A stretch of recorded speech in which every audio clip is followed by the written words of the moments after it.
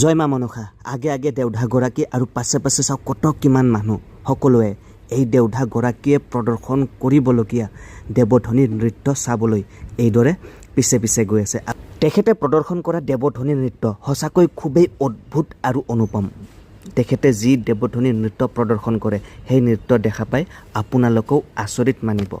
হাতত এখন প্ৰকাণ্ড দা লৈ তেওঁ আগে আগে গৈ আছে আৰু তেওঁক চাবলৈ ৰাস্তাৰ দুয়োপাৰে বহুতেই মানুহ ভিৰ কৰি আছে, কাৰণ তেওঁৰ বৰ্তমান যেটো ৰূপ সেইটো খুবেই অনন্য আৰু অনুপম। তেওঁৰ ডিঙিত বিভিন্ন প্ৰকাৰৰ ফুলৰ মালাই শোভাবৰ্ধন কৰিছে আৰু ইমানেই ফুলৰ মালা তেওঁৰ ডিঙিত দিয়া হৈছে যে তেওঁৰ ডিঙিত ফুলৰ মালা নধৰা হৈ গৈছে আৰু তেওঁৰ এই ৰূপটো সঁচাকৈ খুবেই অনন্য আৰু অনুপম। এইদৰে এতিয়া তেওঁৰ লগতে আমি গৈ আছোঁ সেই দেৱধ্বনি নৃত্য চাবলৈ। এতিয়া আহি পালোঁ পচৰিয়াৰ ইতিহাস প্ৰসিদ্ধ কালী মন্দিৰ আৰু এই কালী মন্দিৰ প্ৰাংগণত ইতিমধ্যে চাওক হাজাৰ হাজাৰ মানুহ একত্ৰিত হৈছে সেই বিখ্যাত দেৱধ্বনি নৃত্য চাবৰ কাৰণে। সেই বিখ্যাত দেৱধ্বনি নৃত্য যেন সকলোকে চাবৰ কাৰণে ইয়াতে ৰখাই থৈ দিছে আৰু এতিয়া চাওক ইয়াতে কেৱল মানুহ আৰু মানুহ। এতিয়া সেই বিশেষ ব্যক্তিগৰাকী এতিয়া দেৱী মাৰ পূজা আৰাধনা কৰি ইয়াতে আহিছে আৰু ইয়াতে বিশেষ কিছুমান নীতি নিয়ম কৰি তেওঁ দেৱধ্বনি নৃত্য প্ৰদৰ্শন কৰিব, যেটো চাবৰ কাৰণে সকলোৱে অধীৰ আগ্ৰহেৰে বাট চাই আছে। এফালে চাওকচোন তেওঁৰ ডিঙিত কত হৈছে কিমান প্ৰকাৰৰ ফুলৰ মালাই শোভাবৰ্ধন কৰিছে আৰু এতিয়া কিছু নিৰ্দিষ্ট নীতি নিয়মেৰে তেওঁৰ ডিঙিৰ পৰা সেই ফুলৰ মালাবোৰ আঁতৰোৱা হৈ আছে। আৰু এফালে চাওক সকলোৱে অধীৰ কৌতূহলেৰে এই দৃশ্য চাই আছে। এইটো পচৰিয়াৰ ইতিহাস প্ৰসিদ্ধ কালী মন্দিৰৰ মনসা পূজা আৰু মনসা পূজাত প্ৰদৰ্শন কৰা প্ৰাচীন সাংস্কৃতিক দেৱধ্বনি নৃত্য। আৰু ইতিমধ্যে এফালে আন এগৰাকী দেউধাক অহা দেখা পালোঁ।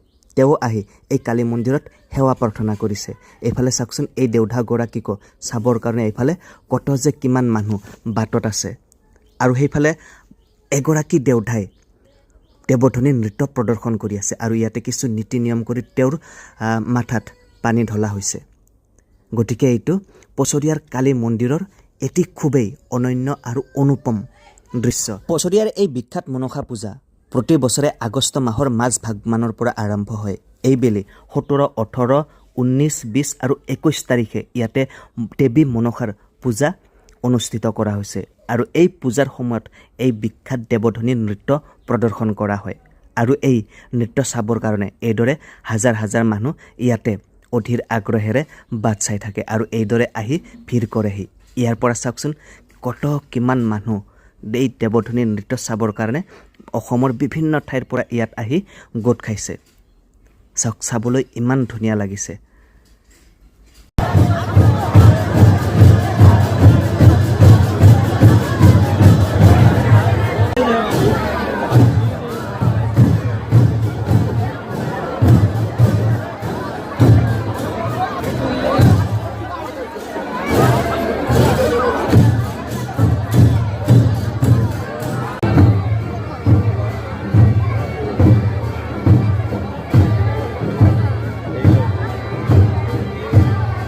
এইফালে এগৰাকী দেউধাই মুখত এখন প্ৰকাণ্ড দা লৈ দেৱধ্বনি নৃত্য প্ৰদৰ্শন কৰি আছে। সঁচাকৈ খুবেই অদ্ভুত লাগিছে। চাওক ইমান প্ৰকাণ্ড দা। এতিয়া এই পুৰোহিতগৰাকীয়ে সেই দাখন তেওঁৰ মুখৰ ফালে হেঁচি দিছে, তথাপিও তেওঁৰ একো হোৱা নাই। এইটো এটা সঁচাকৈ খুবেই অলৌকিক আৰু অদ্ভুত ঘটনা যেন অনুমান হয়। আৰু এইফালে সেই দেৱধ্বনি নৃত্য চাবৰ কাৰণে এইফালে চাওক সকলোৱে কৌতূহলেৰে ইয়াতে একত্ৰিত হৈছে।